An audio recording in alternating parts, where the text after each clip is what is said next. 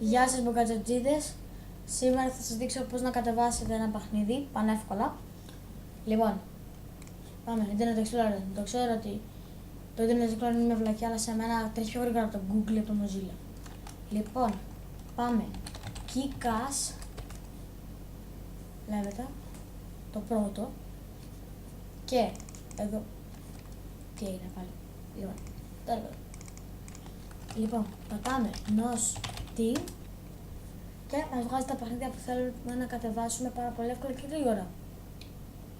Λοιπόν, δεν είναι σχεδόν όλα τα παιχνίδια, νομίζω, ναι, αλλά έχει τουλάχιστον τα πιο ωραία.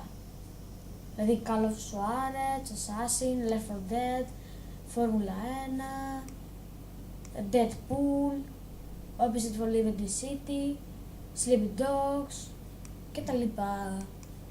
Λοιπόν, τα κατεβάζετε από εδώ, download. Εγώ τα κατεβάζω στο Dragon Age, ας πούμε. Εδώ πέρα, έρχεται εδώ πέρα, πατάτε και κάνετε την εγκατάσταση που θέλετε. Και αυτό ήτανε, πολύ γρήγορο βίντεο. Ελπίζω να σας άρεσε και να σας έκανε πιο γρήγορα να τα κατεβάζετε, όχι από το Pirate Day. Και ελπίζω να τα πούμε και στο άλλο βίντεο. Γεια σας!